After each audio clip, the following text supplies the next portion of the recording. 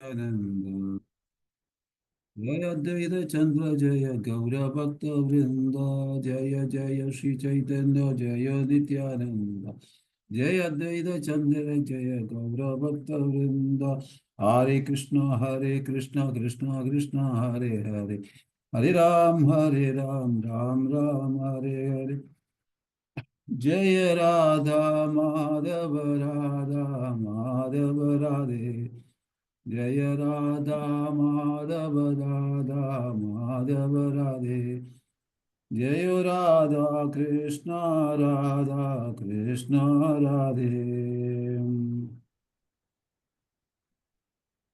Jaya Radha Madhava Kunja Bihari Jaya Gopijana Vallabha Girivaradhari Yashodanandana Vrija Jana Ranjana Yamuna Tiravanachari Jaya Shri Krishna Chaitanya Prabhu Nityananda Shri Advaita Gadadhara Shivasari Gaura Bhakta Vrinda Hare Krishna, Krishna Krishna, Hare Hare, Hare Rama, Rama Rama, Hare Hare.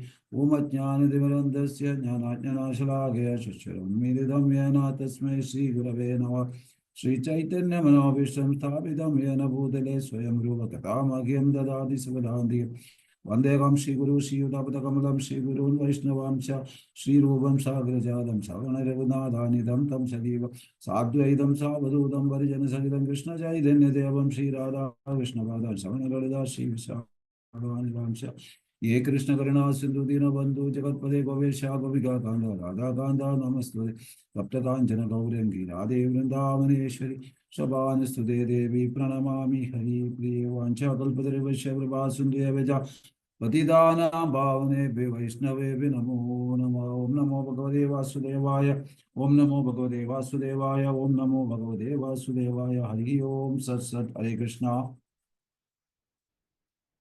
Haribol ഇന്ന്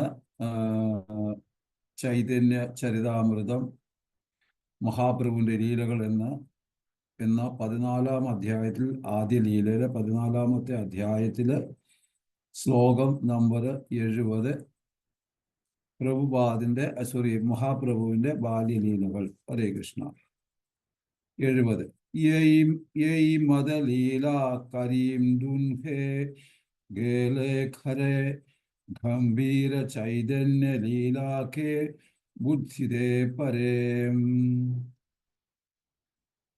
ശ്രീല പ്രഭുപാദിന്റെ പദാനുപദ തർജ്ജമ എല്ലാവരും ശ്രദ്ധയോട് കേൾക്കുക. യൈ മത ഇപ്രകാരം ലീലകൾ കരി നിർവഹിക്കുക, ദുൽഹെ ഇരുവരും, ഗല തിരിച്ചുപോയി, ഹരേ ഗൃഹം, ഗംഭീരമായ ചൈതന്യ ലീലകൾ, ഖേ 6, ബുദ്ധിതെ മനസ്സിലാക്കാൻ, പരേ കഴിയുക.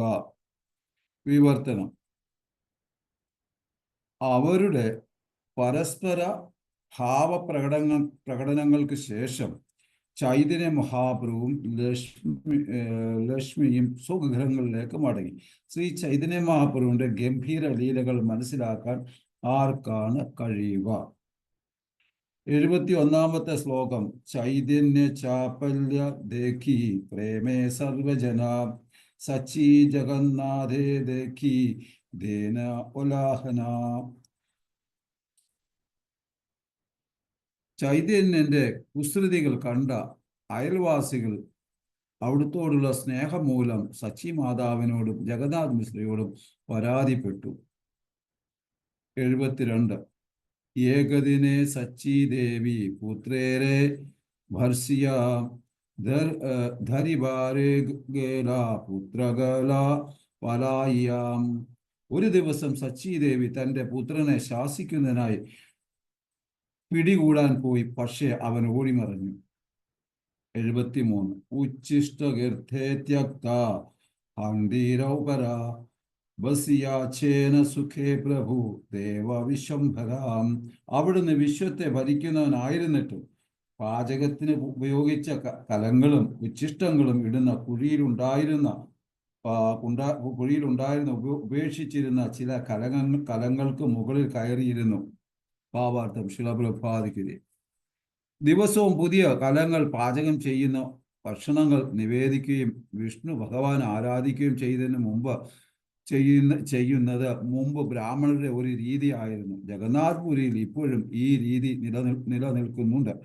ഭക്ഷണങ്ങൾ പുതിയ മൺകലങ്ങളിൽ പാകം ചെയ്യുകയും പാകത്തിനു ശേഷം കലങ്ങൾ കളയുകയും ചെയ്യും. അത്തരം കലങ്ങൾ ഉപേക്ഷിക്കാനായി വീടിന്റെ ഒരു വശത്തെ വലിയൊരു കുഴിയുണ്ടാക്കുമായിരുന്നു. ചൈതന്യ മഹാപ്രഭു തൻ്റെ മാതാവിനെ ഒരു പാഠം പഠിപ്പിക്കാൻ വേണ്ടി അത്തരം ഒരു കുഴിയിലെ കലങ്ങൾക്ക് മുകളിൽ ഉല്ലാസപൂർവം ആസനസ്ഥനായി.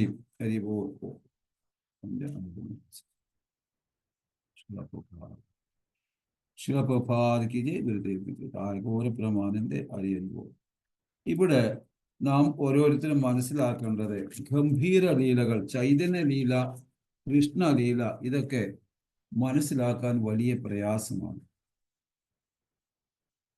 നമ്മൾ കൃഷ്ണന്റെ മാധുര്യ ലീലകളെ പറ്റി പറയുമ്പോൾ നമ്മുടെ ഭാവം എങ്ങനെയാണ്? ഇത് പറയുന്നതിന് നമുക്ക് മനസ്സിലാക്കാൻ യോഗ്യതയില്ല. ലീലകൾ മനസ്സിലാക്കാൻ ഉദാഹരണം, നമ്മൾ ഒരുപാട് നെയ്യുള്ള ഒരു വെജിറ്റബിൾ ബിരിയാണി കഴിച്ചാൽ നമുക്ക് ദഹിക്കില്ല, വയറിന് പ്രശ്നമാവും. അപ്പം നമ്മൾ എന്ത് ചെയ്യും? ആ നെയ്യ് കുറച്ചിട്ട് അല്ലെങ്കിൽ ഡ്രൈ ആയിട്ട് നമ്മൾ ഉണ്ടാക്കി കഴിക്കും. അപ്രകാരം നമ്മൾക്ക് ഗൗരംഗന്റെയോ കൃഷ്ണലീലയോ ഗൗരംഗലീലയോ മനസ്സിലാക്കുവാൻ വലിയ പ്രയാസമാണെന്നാണ് ഈ 70-ാമത്തെ ശ്ലോകത്തിൽ പറയുന്നത്. കാരണം അതെന്തുകൊണ്ട് മനസ്സിലാകാൻ സാധിക്കുന്നില്ല എന്ന് നോക്കാം. കാരണം മാധുര്യലീല നമ്മുടെ ബുദ്ധിക്ക് മുകളിൽ, നമ്മളുടെയൊക്കെ ബുദ്ധിക്ക് മുകളിലാണ് രാധാകൃഷ്ണന്റെ മാധുര്യലീല. കാരണം മനസ്സിലാകില്ല നമ്മൾക്ക്.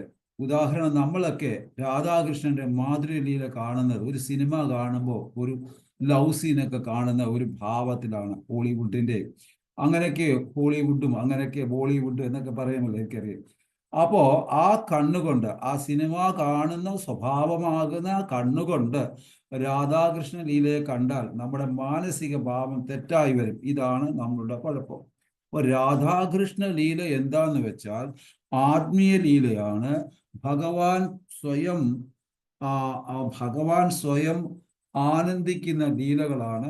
അത് നമ്മളുടെയൊക്കെ കാഴ്ചപ്പാടുകളിലൊക്കെ മുകളിലായിട്ടുള്ളതാണ് എന്ന് മനസ്സിലാക്കുവാനുള്ള അവബോധവും മനസ്സും ബുദ്ധിയുമൊക്കെ നമ്മൾ ആർജിവമാക്കിയതിന് ശേഷമേ രാധാകൃഷ്ണ ലീലയിലേക്ക് കടക്കാൻ പറ്റൂ. അതുകൊണ്ടാണ് പ്രഭുപാദ് പറയുന്ന ഭഗവത്ഗീത പഠിച്ച് ഭാഗവതം 10 കാണ്ഡം വരെ പഠിച്ചതിന് ശേഷം കൃഷ്ണലീലയിലോട്ട്, രാധാകൃഷ്ണ ലീലയിലോട്ട് കയറാൻ പാടുള്ളൂ എന്ന് പറയാനുള്ള ഒറ്റ കാരണം ഇതാണ്. 16 മാലയും ജപിക്കണം എന്ന് പറയുന്നതിന്റെ കാരണം ഇതാണ്. ഇനി അല്ലാതെ പഠിച്ചു കഴിഞ്ഞ് നമുക്ക് മനസ്സിലാകില്ല എന്ന് പറയുന്നതിൽ ഒരർത്ഥമില്ല. കാരണം സിനിമ കാണുന്നതിൽ അല്ലെങ്കിൽ ലവ് സീൻ കാണുന്ന മാതിരിയല്ല ഇത്. ആത്മീയ ഒരു ശക്തി അങ്ങോട്ടും ഇങ്ങോട്ടും പരസ്പരം കൈമാറുന്നതാണെന്നുള്ളത് മനസ്സിലാക്കണം. എല്ലാവരും ആഗ്രഹിക്കുന്നു വൃന്ദാവന ലീല മനസ്സിലാക്കണമെന്ന്. നമ്മൾ ക്ലാസ് എടുക്കുമ്പോൾ നമ്മളോട് അടുക്ക ആൾക്കാർ പറയുന്നു കാരണം പ്രശ്നം രാധാകൃഷ്ണനെ മനസ്സിലാക്കുവാനുള്ള യോഗ്യതയില്ല നമുക്ക്. അപ്പം കൃഷ്ണലീല അല്ലെങ്കിൽ വൃജലീല പറയണമെന്ന് നമ്മളോട് എല്ലാവരും പറയുന്നു. എന്നാൽ പ്രശ്നം എന്താന്ന് വെച്ചാൽ രാധാകൃഷ്ണ ലീല മനസ്സിലാക്കുവാനുള്ള യോഗ്യത നമുക്ക് ഇല്ല. ആയതിനാൽ രൂപഗോസ്വാമി നമ്മൾക്ക് വേണ്ടി വളരെ സിമ്പിളായി തരുന്നു ഉപദേശാമൃതം. അപ്പോ കൃഷ്ണലീല അല്ലെങ്കിൽ രാധാകൃഷ്ണ ലീല അല്ലെങ്കിൽ ഗൗരലീല മനസ്സിലാക്കണമെങ്കിൽ, ഗൗരംഗന്റെ ലീലയൊക്കെ മനസ്സിലാകണമെങ്കിൽ അതിനു വേണ്ടി വളരെ സിമ്പിളായിട്ട് നമുക്ക് തന്നതാണ് ഉപദേശാമൃതം രൂപഗോസ്വാമി. അപ്പൊ അതൊക്കെ പഠിച്ചതിന് ശേഷം മാത്രമേ ശരിക്കും, അതുകൊണ്ടാണ് PhD ആണ് ഇത് ഈ ചൈതന്യ ചരിതാമൃതം എന്ന് പറയുന്നത്. ആൾക്കാർ ലളിതാദേവിയുടെ അടുക്കൽ എത്താൻ നോക്കുന്നു, ഒരു യോഗ്യതയുമില്ല. കാരണം കൃഷ്ണലീലയിൽ വളരെ പ്രാധാന്യം ലളിത സഖിക്കും വിശാഖ സഖിക്കുമാണ്. എന്നാൽ ലളിത സഖി ഇവിടെ ഭയങ്കര പ്രാധാന്യമാണ്. കാര്യം എന്തെന്ന് വെച്ചാൽ അത് കൂടുതൽ ആഴത്തിലോട്ട് പോവുകയാണെങ്കിൽ കൃഷ്ണന് വരെ പലയിടത്തും സംശയമുള്ള കാര്യങ്ങൾ ലളിത സഖിയാണ് അത് തീർത്തു കൊടുക്കുന്നത്. തന്നെയുമല്ല, ലളിത സഖി എന്ന് പറയുന്നത് കട്ട സപ്പോർട്ടാണ് രാധാറാണിക്ക്. അപ്പൊ രാധാറാണിക്ക് വേണ്ടി ഏതറ്റം വരെ കൃഷ്ണനുമായിട്ട് വഴക്കിട്ട് മുമ്പോട്ട് പോകാൻ ലളിത സഖി തയ്യാറാണ്. ഒരു നെല്ലിൻ്റെ അട ഒരു നെല്ലട ലളിത സഖി പുറകോട്ട് പോകില്ല. അപ്പൊ അങ്ങനെയുള്ള ലളിത സഖിയുടെയൊക്കെ കഥ കേൾക്കാനാണ് നാം പെട്ടെന്ന് വെമ്പൽ കൊള്ളുന്നത്. പക്ഷെ നമ്മുടെ മാനസികാവസ്ഥ, നമ്മുടെ മനോഭാവം, നമ്മുടെ ചിന്താമണ്ഡലമൊക്കെ എപ്രകാരമായിരിക്കണമെന്ന് ഉപദേശാമൃതത്തിൽ കൂടി നമുക്ക് രൂപഗോസ്വാമി പറഞ്ഞു തരുന്നു. അപ്പം ഇവിടെ ഒരു യോഗ്യതയുമില്ല. കാരണം കൃഷ്ണലീലയിൽ വളരെ പ്രാധാന്യം ഉണ്ട് ലളിതാദേവിക്ക്. കൃഷ്ണനുമായി ശരിക്കും ഞാൻ പറഞ്ഞ പോലെ ഡെയിലി വഴക്കുണ്ടാക്കുന്നുണ്ട്. രാധാറാണിക്ക് വേണ്ടി ഒരു അണുവിട വിട്ടു കൊടുക്കുന്നില്ല. ചില സമയം കൃഷ്ണനും ബലരാമനുമായി അറിയാത്ത കാര്യങ്ങൾ വരെ ലളിത സഖി പറഞ്ഞു കൊടുക്കുന്നു. യോഗ്യരാകാൻ എഴുതിയ ബുക്കാണ് ഉപദേശാമൃതം. അപ്പം ഈ വക കഥകളും കാര്യങ്ങളും കേൾക്കുവാൻ ആഗ്രഹം ഉണ്ടെങ്കിൽ ആ വ്യക്തികൾ യോഗ്യരാകാൻ വേണ്ടി എഴുതിയ ബുക്കാണ് രൂപഗോസ്വാമി ഉപദേശാമൃതം. എന്തെന്നാൽ വാച്ചോ വേഗം, മനസ്സോ ക്രോധവേഗം, ജിഹ്വാ വേഗം, ഉദരവസ്ഥ വേഗം. രൂപഗോസ്വാമി പറയുന്നു, നിങ്ങളുടെ ഇന്ദ്രിയങ്ങളെ ആദ്യം കൺട്രോൾ കരോ. നമ്മളുടെ ഇന്ദ്രിയങ്ങളെ ആദ്യം നിയന്ത്രിക്കാൻ വേണ്ടിയാണ് രൂപഗോസ്വാമി പറയുന്നത്. എന്നിട്ട് വേണം നമ്മൾ ഈ വക കാര്യങ്ങളൊക്കെ പഠിക്കാൻ എന്ന് പറയുന്നു. കാരണം ആചാര്യൻ പറയുന്നു, അഖിഞ്ചനാകാതെ രാധാകൃഷ്ണ ലീല മനസ്സിലാകില്ല. അതായത് നമുക്ക് ഭൗതിക വാഞ്ച ഒരു ലേശമെങ്കിലും ഉണ്ടെങ്കിൽ പോലും ഈ രാധാകൃഷ്ണന്റെയോ ഗൗരംഗ ലീലയോ മനസ്സിലാകൂല. കിഞ്ചനായാൽ അഖിഞ്ചനാകാനാണ് നമ്മൾ ചെയ്യേണ്ടത്. അപ്പം ഓരോ വ്യക്തിയും അഖിഞ്ചനാകണം രാധാകൃഷ്ണയും ഗൗരംഗലീലയും മനസ്സിലാകണമെങ്കിൽ.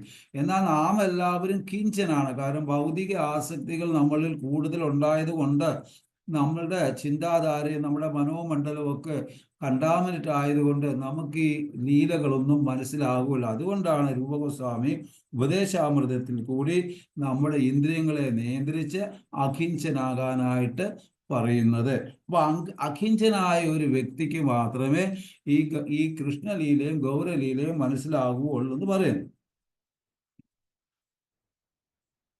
എന്നാൽ നമ്മൾ ഭൗതിക ആസക്തിയുടെ ഗോഡവനാണ്.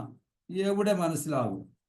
രൂപഗോസ്വാമിയുടെ ആദ്യത്തെ ശ്ലോകം ഉപദേശാമൃതത്തിന്റെ ഒരു വ്യക്തി മനുഷ്യനാകാൻ കൂടിയാണ് പറയുന്നത്. അല്ലാതെ ലീലകൾ മനസ്സിലാകാൻ വേണ്ടിയല്ല.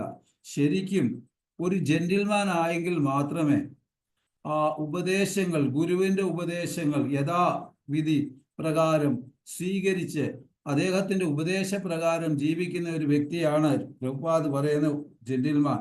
അങ്ങനെ ഒരു ജെന്റിൽമാൻ ആകാനാണ്, മനുഷ്യനാകാൻ വേണ്ടിയാണ് രൂപഗോസ്വാമി ശരിക്കും ഈ ഉപദേശാമൃതം തന്നത്. കാരണം നമ്മള് ഭഗവാന് കൊടുക്കാൻ ഒരു മിഠായി കടയിൽ കയറുന്നു. ആദ്യം നമ്മുടെ കയ്യിൽ എത്ര രൂപയുണ്ടെന്ന് നമ്മൾ നോക്കിയിട്ടാണ് സാധനങ്ങൾ പർച്ചേസ് ചെയ്യുന്നത്. അല്ലെങ്കിൽ നമ്മളൊരു ഭഗവാന് ഡ്രസ്സ് തയ്പ്പിക്കാനായിട്ട് കടയിൽ കയറുന്നു, വസ്ത്രം എടുക്കാൻ. അപ്പൊ നമ്മുടെ കയ്യിലെ പൈസയുടെ അടിസ്ഥാനത്തിലാണ് നമ്മൾ പർച്ചേസ് ചെയ്യുന്നത്. എന്നാൽ ഒരു പശുവിനെയും കൊണ്ട് നമ്മൾ പോകുവാണെങ്കിൽ പശു നോക്കൂല്ല കയ്യിൽ എത്ര പൈസയുണ്ട്, ഗാർഡൻ ആണോ, ആരെങ്കിലും വളർത്തുന്ന പുല്ലാണോ അഥവാ വളർത്തുന്ന പുഷ്പമാണോ, ഇതൊന്നും നോക്കൂല. പശു നോക്കുമ്പോൾ നല്ല പച്ചപ്പ് കയറി അങ്ങ് മേയും, നല്ലതുപോലെ തിന്നും. അപ്രകാരം നാം ഇന്നത്തെ മനുഷ്യർ എന്ന് പറയുന്ന സോക്കോൾഡ് മനുഷ്യർ പാമ്പിനെയും പഴുതാരെയും ഞണ്ടിനെയും ഉറുമ്പിനെയും എന്ന് വേണ്ട സർവ്വജന്തുക്കളെ മസാലയിട്ട് പുഴുങ്ങി കൊടുത്തു കഴിഞ്ഞാൽ യഥേഷ്ടം കഴിക്കും. എപ്രകാരം പശു കഴിക്കുന്നു അപ്രകാരം കഴിക്കും. അപ്പോൾ പശുവും നമ്മളും തമ്മിൽ എന്ത് വ്യത്യാസമാണ്? അതുകൊണ്ടാണ് രൂപഗോസ്വാമി പറയുന്നത്, മൃഗീയ വാസനയിൽ നിന്നും മൃഗത്തിൽ നിന്നും ഒരു മനുഷ്യനായി വരൂ, നിന്റെ ഇന്ദ്രിയങ്ങളെ നിയന്ത്രിക്കൂ എന്ന് പറഞ്ഞുകൊണ്ട് ഉപദേശാമൃതം നമുക്ക് തന്നത്. എങ്കിൽ മാത്രമേ അകിഞ്ചന്റെ ലീലകൾ നമുക്ക് മനസ്സിലാകാൻ സാധിക്കുകയുള്ളൂ എന്ന ഒരു അടിസ്ഥാന തത്വം കൂടിയാണ് ഇവിടെ തരുന്നത്.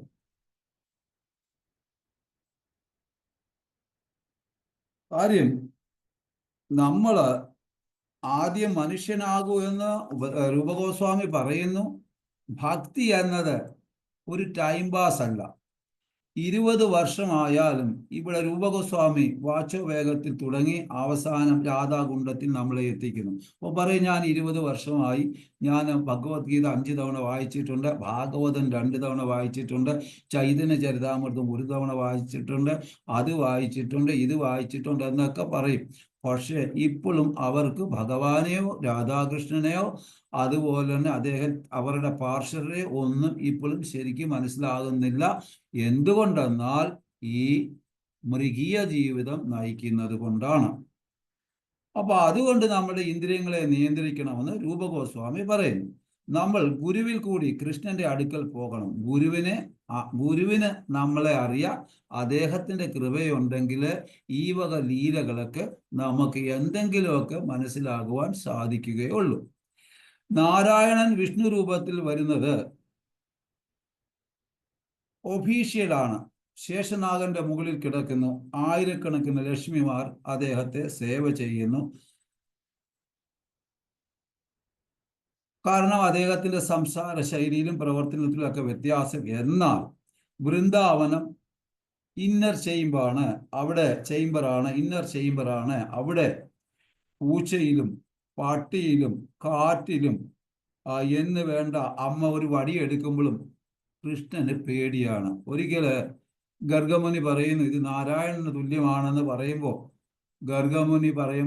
നമ്മുടെ യശോദമ്മ പറയുന്നത്, ഒരു പൂച്ചയുടെ കരച്ചിൽ കേൾക്കുമ്പോൾ ഓടി വന്ന് എൻ്റെ മടിയിൽ കയറി പേടിച്ച് വരണ്ടിരിക്കുന്ന ആളാണോ നാരായണന് തുല്യം എന്ന് പറയാറുണ്ട്. കാരണം ഇവിടുത്തെ ലീല വേറെ, മാധുര്യരസം ആസ്വദിക്കുന്ന ലീലയാണ്. ഇതൊക്കെ മനസ്സിലാകണമെങ്കിൽ നമ്മളുടെ ഭാവത്തെയും നമ്മുടെ ചിന്താധാരയും നമ്മുടെ മനോമണ്ഡലത്തെയൊക്കെ നമ്മൾ കൺട്രോൾ ചെയ്ത്, ഇന്ദ്രിയങ്ങളെ കൺട്രോൾ ചെയ്തെങ്കിൽ മാത്രമേ ഈ ലീലകളൊക്കെ നമുക്ക് മനസ്സിലാവുള്ളൂ. കാരണം ഗോപികകൾ പിന്നെ മക്കൻ മോഷ്ടിക്കുന്നു, ഗോപികകൾ ചീത്ത വിളിക്കുന്നു, അപ്പൊ കരയുന്നു. ഇതൊക്കെ അദ്ദേഹത്തിന്റെ ഒരു ശൈലിയും ഒരു ലീലകളുമാണ്. ഉദാഹരണം പറയാമെങ്കിൽ സാധാരണ ജോലി ചെയ്യുന്നതിൽ ഒരു വലിയ വലിപ്പമോ വിലയോ ഒന്നും ആരും കൊടുക്കുന്നില്ല. എന്നാൽ സമൂഹത്തിൽ പ്രസക്തിയും പേരും പെരുമയും ഒക്കെ ഉള്ള ഒരു വ്യക്തി അവരുടെ കുട്ടിയെ കൊണ്ട് ഒരു ഷോപ്പിംഗ് കോംപ്ലക്സിലോ അല്ല മാളിലോ വല്ലതും പോയി പർച്ചേസ് ചെയ്യാൻ പോവുകയാണെങ്കിൽ അത് വലിയൊരു വിലയായി മാറും, വലിയൊരു സംസാരമാകും. അപ്രകാരം ചെറിയ ആൾക്കാർ ചെയ്യുന്നത് വലുതായി കാണുന്നില്ല. വലിയ ആൾക്കാർ ചെയ്യുന്ന ചെറിയ കാര്യം വരെ വലുതായി കാണുന്നു. കൃഷ്ണനെ സേവ ചെയ്യുന്നത് ലളിത സഖിയും രാധാറാണിയും. അപ്പോൾ സ്വരൂപ് ദാമോദറാണ് ലളിത സഖി. അപ്പൊ അവരുടെ ലീലകളൊക്കെ നമുക്ക് മനസ്സിലാക്കണമെങ്കിൽ വളരെ പ്രയാസമാണെന്നുള്ളതാണ് ഈ ഒന്നാമത്തെ ശ്ലോകത്തിൽ കൂടി അതിന്റെ കൺക്ലൂഷൻ അങ്ങനെയാണ്. കാരണം നമ്മൾ അത് എന്തുകൊണ്ട് മനസ്സിലാകൂല എന്നുള്ളതാണ് പറയുന്നത്. ഇനി ഭഗവാൻ ഗൗരകഥ പ്രചാരണം ചെയ്യുവാൻ വൃന്ദാവൻ ദാസ് ഠാക്കൂറും ആയി വന്നു. അപ്പോ ഭഗവാൻ ഗൗരംഗന്റെ കഥ പ്രചാരണം ചെയ്യുവാൻ വൃന്ദാവൻ ദാസ് ഠാക്കൂർ ആയി വന്നു. ഭഗവാൻ സ്വയം വന്നു. കാരണം വൃന്ദാവൻ ദാസ് ഠാക്കൂർ നിത്യാനന്ദ പ്രഭുവിന്റെ കൃപയ്ക്ക് പാത്രമായി. നിമായി പറയുന്നു, ശിവൻ എൻ്റെ ഭക്തൻ, രാവും പകലും എൻ്റെ നാമം ജപിക്കുന്നു എന്ന്. കാര്യം സ്ത്രീകള് ആഴൊക്കെ പറയുന്ന കാര്യം, അവർക്ക് നല്ലൊരു പതിയെ കിട്ടണമെന്ന് പറഞ്ഞ് കാർത്യാനി ദേവിയുടെ അടുക്കെ പോയി പ്രാർത്ഥനയൊക്കെ ചെയ്യുന്ന സമയത്ത് നിമായി അവരോട് പറയുന്നതാണ്, ശിവ ഭഗവാൻ എൻ്റെ വലിയൊരു ഭക്തനാണ്, അദ്ദേഹം രാവും പകലും എന്നെയാണ് പ്രാർത്ഥിക്കുന്നത് എന്ന് നിമായി അവരോട് പറയുന്നുണ്ട്. അപ്പോ എൻ്റെ നാമം ജപിക്കുന്നു, രാവും പകലും എൻ്റെ നാമമാണ് ജപിക്കുന്നു. സ്ത്രീകൾ ചെവി പറ്റി പറയുന്നു, നിമായി എന്താ നീ പറയുന്നതെന്ന്? നിങ്ങൾ എന്നെ ആരാധിക്കൂ, പൂജിക്കൂ, എനിക്ക് ഭോഗം തന്നാൽ ഞാൻ സുന്ദരമായ വരം തരാം. സുന്ദരൻ, വിദ്വാൻ, സൽസ്വഭാവിയുമായ പതിയും നല്ല മക്കളും കിട്ടും. നിമായിക്ക് ഒന്നും കൊടുക്കാതെ അഥവാ ഏതെങ്കിലും സ്ത്രീ പോവുകയാണെങ്കിൽ എനിക്ക് ആ നല്ല പതികിട്ട് തരാം. കാരണം ഏതെങ്കിലും ഒരു സ്ത്രീ പോവുകയാണെങ്കിൽ അവരെ ശപിക്കും. നിനക്ക് ഒരു ആ, കിളവനെ കിട്ടട്ടെ എന്ന് പറയും. അഥവാ ആരെങ്കിലും നിവായിക്ക് ആരതിയും അതുപോലെ നല്ല മിഠായിയും ആ പൂജാകർമ്മങ്ങൾക്ക് വന്ന് ചെയ്തിട്ടുള്ള സാധനം കൊടുക്കാമെങ്കിൽ അവരെ അനുഗ്രഹിക്കും. നിങ്ങൾക്ക് നല്ല ചെറുപ്പക്കാരനായ ഒരു പതി കിട്ടട്ടെ, നല്ല മക്കളെ കിട്ടട്ടെ, അതിലുപരി നല്ലൊരു ആൺകുട്ടിയെ കിട്ടട്ടെ എന്നൊക്കെ നിമായി ആ, പറയും.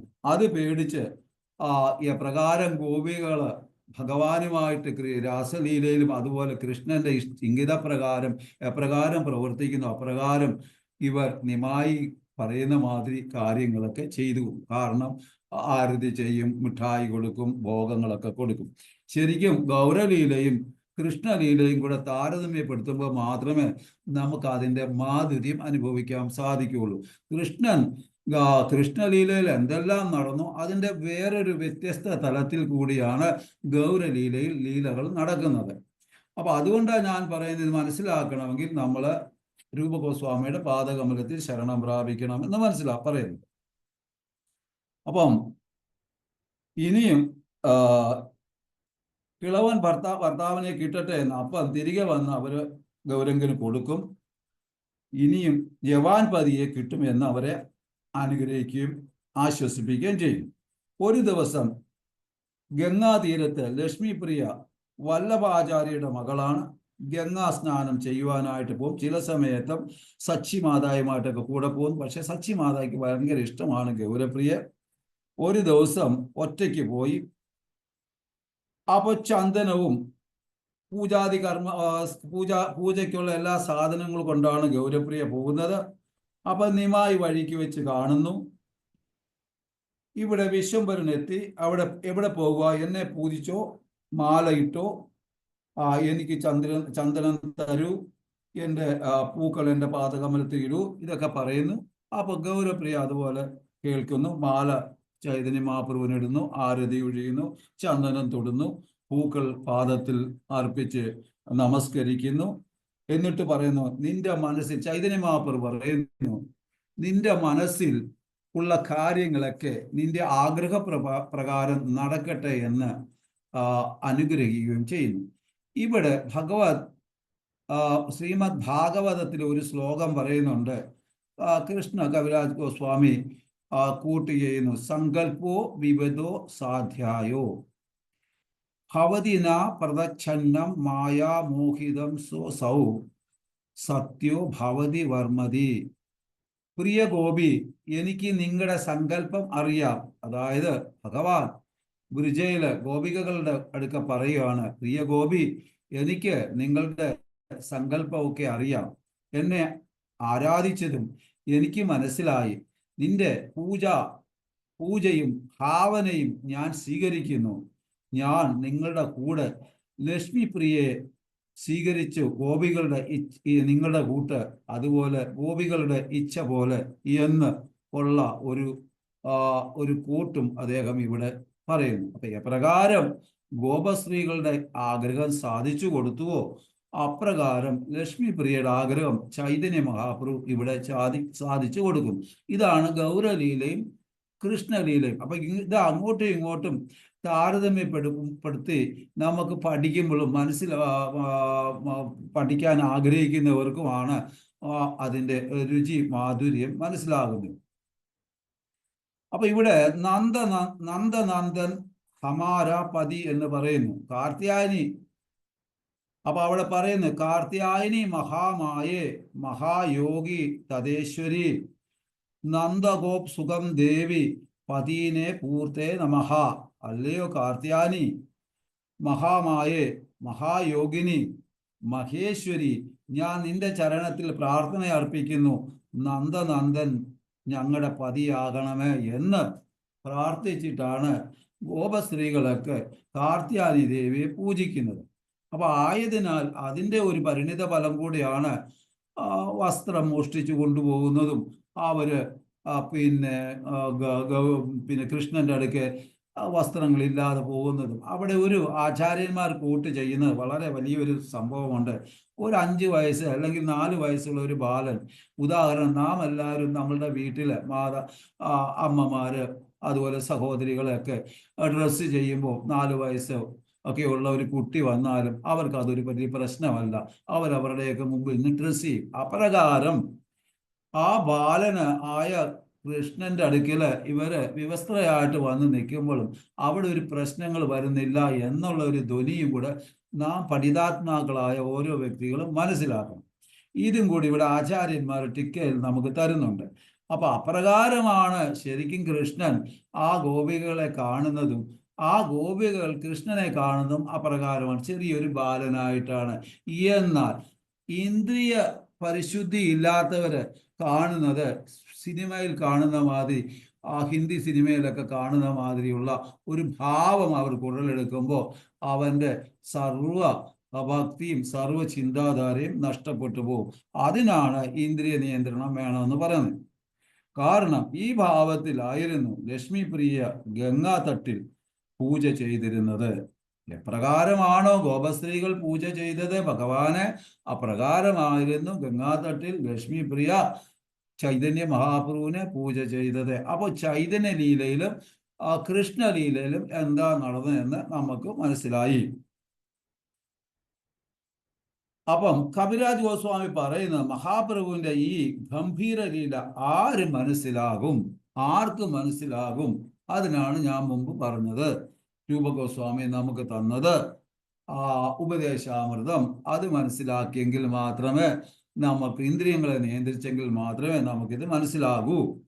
ചൈതന്യ മഹാപ്രഭുവിന്റെ ചാബല്യത്തിൽ സച്ചിമാതയുടെയും ജഗന്നാഥ് മിശ്രയുടെയും അടുക്കൽ പ്രേമഭാവത്തോടെ പരാതി പറയുന്നു. ഇപ്രകാരം ബ്രിജതരുണികൾ ചെയ്യുന്ന മാതിരി.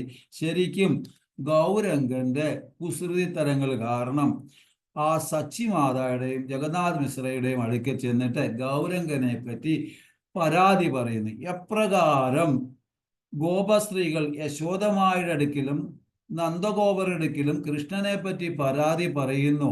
അവർ ജസ്റ്റ് പരാതി പറയുവാണ്. സത്യത്തിൽ അവര് പരാതിയിൽ കൂടി ആനന്ദിക്കുകയും കൃഷ്ണനുമായിട്ടുള്ള ഒരു ഒരു ഒരു ഒരു വാത്സല്യവും ഒരു പ്രേമവും ഒക്കെ ഭാവത്തിലോട്ടാണ് അവർ മുന്നോട്ട് പോകുന്നത് എന്നുള്ളത് ഇപ്പം ശരിക്കും മനസ്സിലാക്കും നമുക്ക്. കാരണം അവർ പരാതി പറയുന്നുവെങ്കിലും അകത്ത് പ്രേമത്തോടു കൂടി അവരുടെ ആഗ്രഹങ്ങളും, അവർ കൃഷ്ണനെ നന്ദഗോപരോ യശോദമായ വഴക്ക് പറയുമ്പോൾ അവർ ആനന്ദിക്കുകയും സന്തോഷിക്കുകയും അതിന് എതിരായിട്ട് കൃഷ്ണൻ ഇവർക്ക് പണി കൊടുക്കുകയും ഇവർ കൃഷ്ണന് പണി കൊടുക്കുകയും ഒക്കെ ചെയ്യുമ്പോൾ പരസ്പരം അവർ അങ്ങോട്ടും ഇങ്ങോട്ടും റെസിപ്രൊക്കേറ്റ് ചെയ്യുകയാണ്, പരസ്പരം ആനന്ദിക്കുകയാണ് അവരുടെ ലീലകൾ.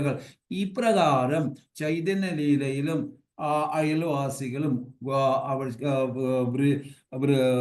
മായാപൂർ നവദ്വീപിലെ സ്ത്രീകളും ചൈതന്യ മഹാപ്രഭുവിൻ്റെ കുസൃതി തരം കണ്ടിട്ട് ചില കുണ്ടാമണ്ടിത്തരങ്ങളൊക്കെ കണ്ട് സച്ചിമാതയോടും ജഗന്നാഥ് മിശ്രയോടും ഒക്കെ കംപ്ലൈൻറ്റ് ചെയ്യുന്ന അപ്രകാരം വൃന്ദാവനത്തിൽ ഗോപസ്ത്രീകൾ ചെയ്തു. അപ്രകാരം ആ ഒരു മാനസിക അവസ്ഥയിൽ വേണം നമുക്ക് ഈ ലീലയെ കാണാൻ. അപ്പൊ സച്ചിമാത ഒരു ദിവസം വിശ്വംഭരനെ പിടിക്കാനായിട്ട് നോക്കി. എപ്രകാരം ദാമോദര ലീലയിൽ ഭഗവാനെ പിടിക്കാൻ യശോദമായി ഓടിയോ അപ്രകാരം പിടി കൊടുക്കാതെ കൃഷ്ണൻ ഗൗരംഗൻ ഓടി. അങ്ങനെ ഓടി അപ്രകാരം എന്നിട്ട് ഉപയോഗിച്ച പാത്രങ്ങളൊക്കെ 73-ാമത്തെ ശ്ലോകത്തിൽ പറയുന്ന പോലെ ഈ ഉപയോഗിച്ച പാത്രങ്ങളൊക്കെ അന്നൊക്കെ ഈ ജഗന്നാഥ് പുരി ചെയ്യുന്ന മാതിരി ആ മൺപാത്രത്തിലാണ് ഭക്ഷണം വെക്കുന്നതും ആ ഭോഗം ഭഗവാൻ അർപ്പിക്കുന്നതും മൺപാത്രത്തിലാണ്. ആ ഉപയോഗിച്ച പാത്രങ്ങളൊക്കെ വെളിയിൽ കളയാനായിട്ട് ഒരു കുഴി ഉണ്ടാക്കി ഇടുമായിരുന്നു അന്നത്തെ കാലത്ത്. അപ്പൊ ആ കുറെ നാള് കഴിയുമ്പോൾ ആ മൺപാത്രം ആ മണ്ണുമായിട്ട് അങ്ങ് യോജിക്കും. അപ്പൊ ഇവിടെ 2-3 കാര്യങ്ങള് ജഗന്നാഥ് മിശ്രയും സച്ചിമാതാവിനെയും ഒന്ന് പഠിപ്പിക്കുവാൻ വേണ്ടിയാണ് ചൈതന്യൻ ഇങ്ങനെ ചെയ്യുന്നത്. എന്തെന്ന് വെച്ചാൽ ചൈതന്യ മഹാപ്രഭുവിനെ സ്കൂളിൽ വിടുന്നില്ല. ജഗന്നാഥ് മിശ്രയും സച്ചിമാതയും ഒരുപാട് തവണ പറഞ്ഞിട്ടും സ്കൂളിൽ വിട്ടില്ല. അദ്ദേഹത്തിന് ഭയങ്കര വിഷമമുണ്ട് സ്കൂളിൽ വിടാത്തത്. കാരണം എന്തുകൊണ്ട് അവർ വിടുന്നില്ല എന്ന് പറഞ്ഞാൽ വിശ്വരൂപൻ സ്കൂളിൽ വിട്ടത് കാരണമാണ് സന്യാസം സ്വീകരിച്ചു പോയത് ഇങ്ങനെ വേദിക് നോളജും അറിവും ഒക്കെ കിട്ടിക്കഴിഞ്ഞാൽ ഇവനും സന്യാസിയായി പോകുമോ എന്നൊരു ഭയം ആർക്ക് സച്ചിമാതായ്ക്കും ജഗന്നാഥ് മിശ്രയ്ക്കും ഉണ്ട്. ആയതിനാൽ അവര് സ്കൂളിൽ ഗൗരംഗനെ വിടാതിരുന്നു. അപ്പൊ സ്കൂളിൽ ഗൗരംഗനെ വിടാത്തത് കാരണം ഗൗരംഗൻ ഉള്ള കുസൃതിത്തരങ്ങളെല്ലാം കാണിച്ച് അടുത്തുള്ള ആൾക്കാരെല്ലാം കംപ്ലൈന്റ് ചെയ്യുകയും വളരെ വീട്ടിൽ തന്നെ നമുക്കറിയാം ചില കുട്ടികളെ സ്കൂളിൽ കൊണ്ടുവിടുമ്പോഴാണ് മാതാപിതാക്കൾക്ക് ഒരു സന്തോഷമാണ്, പ്രത്യേകിച്ച് മാതാജികൾ ഹാവു എന്ന്. എന്നാൽ അതിൻ്റെ അർത്ഥം സ്നേഹമില്ലാഞ്ഞിട്ടല്ല, കാരണം ആ കുസൃതിത്തരം കൊണ്ട് അങ്ങ് സഹികെടുന്നത് കൊണ്ടാണ്. അപ്പൊ എന്താണ്, അപ്രകാരം നിവൃത്തിയില്ലാതെ സ്കൂളിൽ കൊണ്ടുവിടാനായിട്ട് തീരുമാനിപ്പിക്കാൻ വേണ്ടിയാണ് ഗൗരംഗൻ ഇപ്രകാരമുള്ള കുസൃതിത്തരങ്ങളൊക്കെ ചെയ്യുന്നു. അപ്പൊ ഇവിടെ തന്നെയുമല്ല, മണ്ണുവാരി കൃഷ്ണലീലയിൽ യശോദമായുടെ കൃഷ്ണലീലയിൽ ഭഗവാൻ മണ്ണ് തിന്നുമ്പോൾ ശരിക്കും മണ്ണ് തിന്നുമ്പോൾ പ്രശ്നക്കാരനാക്കുന്നത് ബലരാമാണ്. എന്തുകൊണ്ടെന്നാൽ ബലരാമന് കൃഷ്ണൻ എന്ത് കഴിച്ചാലും രുചിക്കാൻ ബലരാമന് കൊടുക്കും. ഇവിടെ മണ്ണ് കഴിച്ച നേരം ബലരാമന് കൊടുത്തില്ല. അതാ രസഭാവം, ഭൂമിദേവിയുടെ രസഭാവം ഭഗവാൻ ആസ്വദിക്കുകയാണ്. അപ്പൊ അതിൻ്റെയൊക്കെ നാളെ ഭാഗവതത്തിൽ പറയാം. അപ്പൊ അതേമാതിരി ഇവിടെയാണെങ്കിൽ ആ ഒരു തത്വം കൂടെ പറയുവാണ്. മണ്ണിൽ നിന്നാണ് എല്ലാ രസങ്ങളും വരുന്നത്. പിന്നെ എന്താണ് മണ്ണിൻ്റെ അകത്ത് ഇരുന്നാൽ അതുമല്ല, എനിക്ക് ശുദ്ധതയും അശുദ്ധതയും എന്താണെന്ന് തിരിച്ചറിയാൻ പറ്റില്ല. അത് അറിയണമെങ്കിൽ നിങ്ങൾ എന്നെ സ്കൂളിൽ വിട്ടെങ്കിൽ മാത്രമല്ലേ അറിയൂ. ഞാൻ സ്കൂളിൽ പോകാത്തത് കൊണ്ട് എനിക്കറിയില്ല. അപ്പൊ ഞാൻ എന്ത് ചെയ്യണം? അതുകൊണ്ടാണ് ഞാൻ ഇവിടുന്ന് എന്നുള്ളൊരു ഒരു രീതി സച്ചിമാതയ്ക്ക് ഇട്ട് കൊടുക്കുകയും അത് സച്ചിമാതയുടെ ഹൃദയത്തിൽ കയറുകയും പിന്നീട് സ്കൂളിൽ വിടാൻ ജഗന്നാഥ് മിശ്രയും സച്ചിമാതയും തീരുമാനിക്കുന്നു. അപ്പോ ശുചിയും അശുചിയും ഒന്നും എനിക്കറിയില്ല, ഞാൻ പഠിക്കാൻ പോകുന്നില്ലല്ലോ. നിങ്ങൾ എന്നെ വിദ്യാലയത്തിൽ പറഞ്ഞയക്കാത്തത് കാരണം ഞാൻ ഇങ്ങനെ ആയി എന്ന് എല്ലാ സ്ഥലം പോലെ ഇവിടെയും നല്ലതായി എനിക്ക് തോന്നി എന്ന് ചൈതന്യ മഹാപ്രഭു പറയുന്നു. സച്ചിമാതയുടെ അടുക്കൽ ഇവിടെ വിദ്യാലയത്തിൽ വിടാത്തത് വിശ്വരൂപൻ സന്യാസം സ്വീകരിക്കുന്നു എന്ന് അതുപോലെ ചൈതന്യ മഹാപ്രഭു വിദ്യാലയത്തിൽ പോയാൽ സന്യാസം സ്വീകരിക്കുമോ എന്ന് ഭയന്നതിൻ്റെ അടിസ്ഥാനത്തിലാണ് അവർ വിടാഞ്ഞത്. പക്ഷേ മഹാപ്രഭുവിൻ്റെ കുസൃതി സഹിക്ക വയ്യാതെ അവർ സമ്മതിക്കുകയും ചെയ്തു. ഇനിയും 64 ദിവസം കൊണ്ട് കൃഷ്ണനും ബലരാം ഉജ്ജയിനിലെ സന്ദീപാന മുനിയുടെ ആശ്രമത്തിൽ 64 കലകളും വേദങ്ങളും പുരാണങ്ങളും ഒക്കെ എപ്രകാരം പഠിച്ചുവോ ആ പ്രകാരം ചൈതന്യ മഹാപ്രഭു സ്കൂളിൽ പോയി പഠിച്ചു. ഒറ്റ ദിവസം കൊണ്ട് സംസ്കൃതത്തിലെ വ്യാകരണങ്ങളൊക്കെ പഠിച്ചു. അങ്ങനെ ഓരോ ദിവസവും എല്ലാം ഓരോന്നോരോന്നായി പഠിച്ചു. 11ാമത്തെ വയസ്സായപ്പോൾ ചൈതന്യ മഹാപ്രഭു എല്ലാത്തിലും നൈപുണ്യം നേടി. ഭഗവാൻ എല്ലാം അറിയാം, എന്നാൽ വിദ്യാഭ്യാസത്തിന്റെ മഹത്വം എല്ലാവർക്കും കാണിച്ചു കൊടുക്കുവാനും എപ്രകാരം ഒരു ആധ്യാത്മിക ഗുരുനാഥന്റെ കീഴിൽ വിദ്യാഭ്യാസം ശിക്ഷണം പഠിക്കണം, അതായത് വിദ്യ പഠിക്കണം എന്നുള്ള ഒരു ഒരു ഒരു ഒരു ധ്വനി, ഒരു ഒരു ഒരു ഒരു ഒരു കാഴ്ചപ്പാട് എല്ലാവരിലും ഉണ്ടാകാൻ വേണ്ടിയും കൂടിയാണ് ഈ കൃഷ്ണനും പിന്നെ ചൈതന്യ മഹാപ്രഭുവും ചെയ്യുന്നത്. എല്ലാവർക്കും അദ്ദേഹം ദീക്ഷ സ്വീകരിച്ചതും കൃഷ്ണൻ ദീക്ഷ സ്വീകരിച്ചതും ആധ്യാത്മിക ഗുരുനാഥന്റെ കൂടി മാത്രമേ നിങ്ങൾക്ക് എന്തെങ്കിലും നേടാൻ സാധിക്കുകയുള്ളൂ എന്നുള്ളതും കാട്ടിത്തരാൻ വേണ്ടിയാണ്. കാരണം ഭഗവാനെല്ലാം അറിയാം. ഉദാഹരണം, എന്തുകൊണ്ട് സന്ദീപാന മുനിയിൽ നിന്നും അദ്ദേഹം ശ്രീകൃഷ്ണൻ സ്വീകരിച്ചു എന്ന് പറഞ്ഞാൽ, മഴ നോക്ക്, മഴ പെയ്യുന്നത് എങ്ങനെയാണെന്ന് വെച്ചാൽ കടലിൽ ഭയങ്കരമായിട്ട് സൂര്യൻ പതിക്കുമ്പോൾ ആ കടലിലെ വെള്ളം നീരാവിയായി ആകാശത്ത് പോയിട്ട് ആ ആകാശം ഇത്ര ഘനത്തിൽ മേഘം വരുമ്പോൾ കാറ്റ് വീശി പർവ്വതങ്ങളുമായിട്ട് തടസ്സപ്പെട്ട് അവിടെ തണുപ്പുണ്ടായി മഴ പെയ്യുമ്പോൾ ആ മഴ ഭൂമിയിൽ വീഴുന്നു, പാറപ്പുറത്ത് വീഴുന്നു, മറ്റ് കൃഷിത്തടങ്ങളിലെല്ലാം വീഴുന്നു. ഈ വെള്ളം ഒഴുകി നദിയിൽ വീഴുന്നു. നദിയിലെ വെള്ളം കായലിൽ പോകുന്നു. കായലിലെ വെള്ളവും നദിയിലെ വെള്ളവും എല്ലാം കൂടി കടലിൽ പോകുന്നു. എപ്രകാരം നീരാവി കടലിൽ നിന്നുണ്ടായോ അപ്രകാരം ആ വെള്ളമെല്ലാം കടലിൽ പോകുന്ന മാതിരി എത്തിച്ചേരുന്നു. അതേമാതിരി സന്ദീപാന മുനിക്ക് കിട്ടിയ ജ്ഞാനം, അറിവ്, വിദ്യാഭ്യാസം കൃഷ്ണനിൽ നിന്ന് കിട്ടി. അവസാനം ആ അറിവ് കൃഷ്ണനിൽ തന്നെ എത്തിച്ചേരുന്നു. ഇതാണ് ഇതിൻ്റെ പുറകിലുള്ള വേറൊരു ശാസ്ത്രം. അപ്പൊ നാം മനസ്സിലാക്കേണ്ടത് എന്തുകൊണ്ടെന്ന് പറഞ്ഞാൽ, ഓരോ വ്യക്തിക്കും ആധ്യാത്മിക ഗുരുനാഥന്റെ ആവശ്യമുണ്ട്. ഓരോ വ്യക്തിയും ധ്വജനാകണം. അപ്പൊ അതൊന്ന് ഇവിടെ ചൈതന്യ മഹാപ്രഭു നമുക്കത് കാണിച്ചു തരുന്നു ചൈതന്യ ലീലയിൽ കൂടി. അപ്പോ അങ്ങനെ 11 വയസ്സായപ്പോൾ ചൈതന്യ മഹാപ്രഭു എല്ലാത്തിലും നൈപുണ്യം നേടി. ഭഗവാന് എല്ലാം അറിയാം. വിദ്യാഭ്യാസത്തിന്റെ മഹത്വം എല്ലാവർക്കും കാണിച്ചു കൊടുക്കും. ഇനിയും മഹാപ്രഭുവും ഒരു തത്തയുമായിട്ടുള്ള ഒരു സംഭാഷണം എന്താണെന്ന് വെച്ചാൽ, ഒരു ലീല.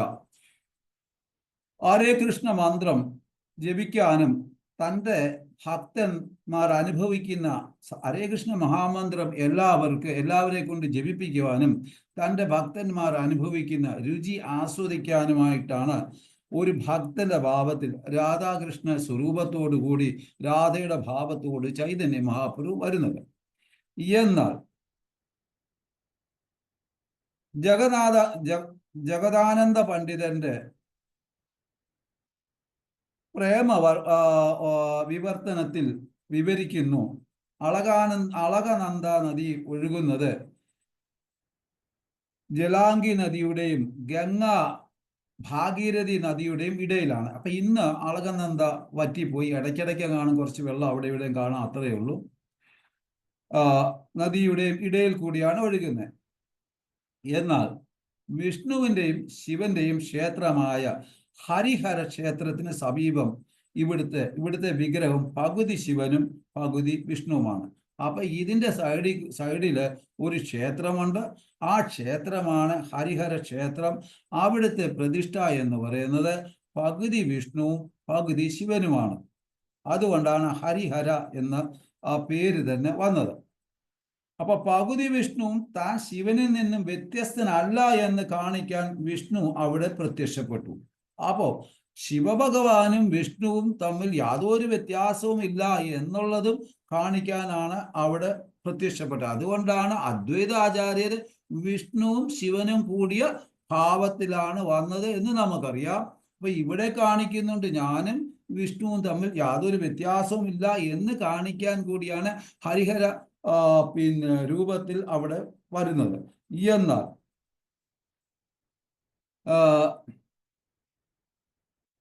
വിഷ്ണു അവിടെ പ്രത്യക്ഷപ്പെട്ടു. ഒരു ദിവസം വിദ്യാലയത്തിൽ പോയി വരുമ്പോൾ ഒരു തത്തയെ കണ്ടു ചൈതന്യ മഹാപ്രഭു. ഈ തത്ത സുഖദേവ് ഗോസ്വാമിയിൽ നിന്ന് വ്യത്യസ്തമല്ല എന്ന ഗൗരംഗൻ തത്തയോട് പറയുന്നു, രാധയുടെയും കൃഷ്ണന്റെയും സ്തുതികൾ ഞങ്ങളോട് പറയൂ എന്ന്. അപ്പം ഗൗരംഗന് മനസ്സിലായി ഈ തത്ത സുഖദേവ് ഗോസ്വാമിയിൽ നിന്ന് വ്യത്യസ്തനല്ല.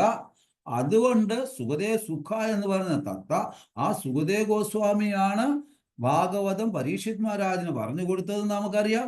അപ്പം അതുകൊണ്ട് നീ എനിക്ക് രാധാകൃഷ്ണന്റെ സ്തുതികൾ ഞങ്ങളോട് പറയൂ എന്ന ഈ തത്തയോട് ചൈതന്യ മഹാപ്രഭു പറയുന്നു. എന്നാൽ തത്ത അതിനു പകരം ഗൗര ഗൗര ഗൗര എന്ന് ജപിക്കാൻ തുടങ്ങി. തത്ത രാധാകൃഷ്ണന്റെ മഹിമകളോ കഥകളോ പറഞ്ഞില്ല, ഗൗര ഗൗര എന്ന് ജപിക്കാൻ തുടങ്ങി. ചൈതന്യ മഹാപ്രഭു ചെവി പൊത്തിക്കൊണ്ട് പറഞ്ഞു, ദയവ് ചെയ്ത് രാധയുടെയും കൃഷ്ണന്റെയും കഥ പറയൂ എന്ന്. കാരണം ഭക്തവേഷത്തിൽ വന്നതാണ്. അതുകൊണ്ടാണ് ചൈതന്യ മഹാപ്രഭു ചെവി പൊത്തിയതും ചെവി പൊത്തിക്കൊണ്ട് പറഞ്ഞത്, ദയവ് ചെയ്ത് രാധയും കൃഷ്ണന്റെയും കഥ പറയൂ. എന്നാൽ തത്ത പിന്നെയും ഗൗര ഗൗര ഗൗര എന്ന് പറയാൻ തുടങ്ങി. അപ്പൊ നമ്മൾ ഗൗരംഗ എന്ന് പറയുമ്പോൾ നിത്യാനന്ദ ഗൗരംഗ നിത്യാനന്ദ ഗൗരംഗ ഗൗരംഗ നിത്യാനന്ദ നിത്യാനന്ദ ഗൗരംഗ ഗൗരംഗ നിത്യാനന്ദ എന്ന് നമ്മൾ രണ്ടുപേരെയും സ്തുതിക്കണം. അത് ഭയങ്കര പവർഫുൾ ആണ്. ഇനി എന്നാൽ തത്ത പിന്നെയും ഗൗര ഗൗര ഗൗര എന്ന് പറയാൻ തുടങ്ങി. ചൈതന്യ മഹാപ്രഭു ചോദിക്കുന്നു, നിനക്ക് എന്ത് പറ്റി എന്ന് തത്തയോട് ചോദിക്കുന്നു. അപ്പൊ വീണ്ടും ഗൗര ഗൗര എന്ന് പറയുന്നത് കേട്ടിട്ട്, ഈ സ്ഥലം വൃന്ദാവനവും ഈ സ്ഥലവും തമ്മിൽ ഒരു വ്യത്യാസമില്ല, അതുകൊണ്ട് രാധയുടെയും കൃഷ്ണന്റെയും കഥ നീ പറയണമെന്ന് തത്തയോട് ചൈതന്യ മഹാപ്രഭു പറയുന്നു.